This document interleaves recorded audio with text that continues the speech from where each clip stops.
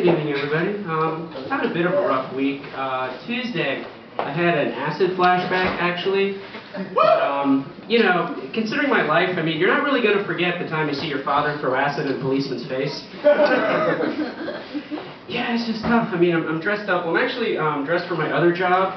Playing a coke dealer in the new remake of Scarface that's coming out probably sometime in the next year. I mean, they've destroyed every other movie of our childhood. They're probably going to do that too.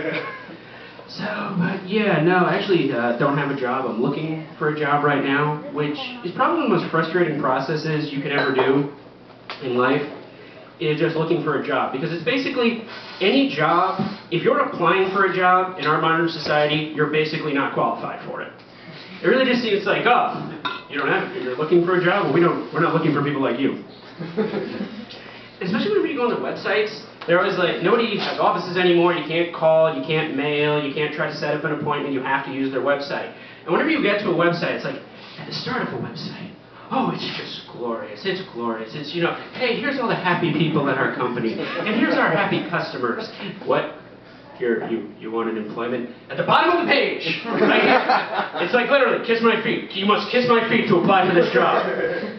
And especially now, now they just want you can't just submit a resume, you have to apply for the jobs they have. And every company, because they can't admit, you know, that they're just offering stupid jobs, needs to come up with these elaborate titles. Oh, what's this job? Well, it's assistant gastronomical engineer, line cook. Oh no, oh, we have another great job. It's customer management interface relay advisor. What is that? Oh, you answer phones.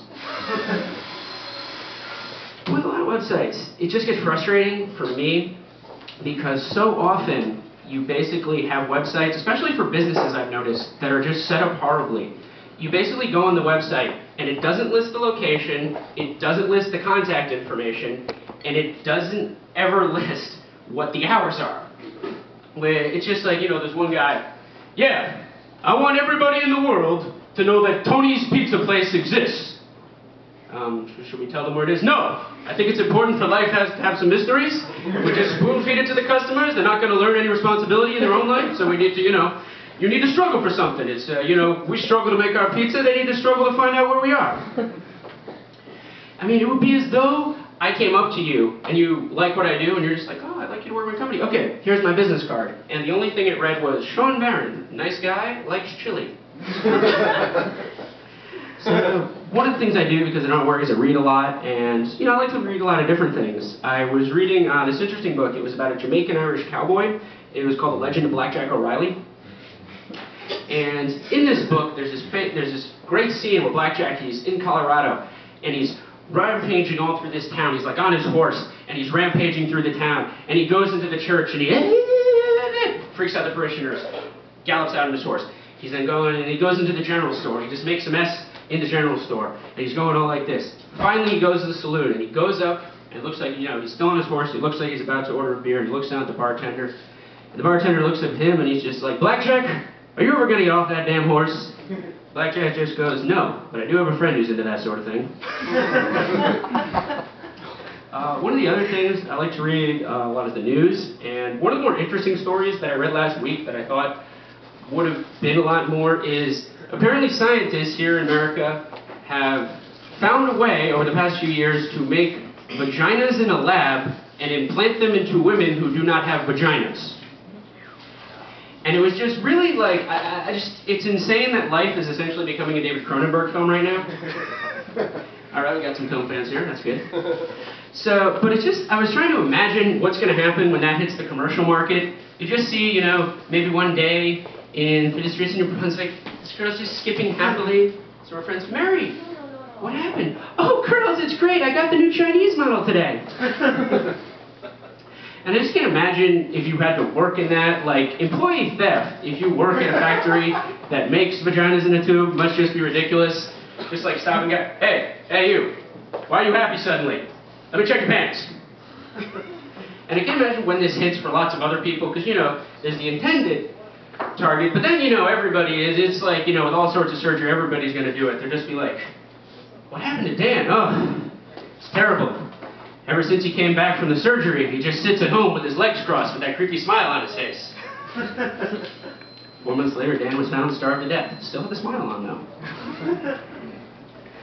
But yeah, so there's lots of different things to read. One of the most depressing things I found in my own life to read is biographies, because whenever any biography that's ever written is always written by somebody way more successful than you're like to be, than you were ever going to be. Especially at a younger age, you know, you're just like, if they read my biography, you'd be like, yes, Shawn took every upper middle class advantage, university, traveling the world, and, you know, basically had no stable career by 29 and needed to get into comedy. Instead, it's like, you know, you read Abraham Lincoln's biography. Abraham Lincoln was born in a log cabin he built while still in the womb. He grew up poor. In fact, every day he had to wear rags while being chased by wolves to school, up and downhill, non-stop. There was no law school in Illinois at the time Abraham Lincoln was wishing to study law, so he founded the school and graduated from it while being the dean. There's nothing you can do. One of the things is, I've noticed that the only time you hear good news these days is if somebody good died. You just hear non-stop war, but it's like Gabriel Garcia Marquez died today, so they're suddenly like, the brilliant works of Gabriel Garcia Marquez that inspired us to understand Latin American culture and take love and passion and human connections to expand, died in horrible agony today. You just see, it's like, oh yes, Dan Roberts was a wonderful missionary. He worked with the poor of Guatemala, inoculated them for polio, tried to teach them to read, tried to help them get stable jobs, and was raped by a wild zebra fatally. Yes, I hope it's fatal if you get raped by a wild zebra. Well, as I can read from my watch, my time is up, so thank you very much.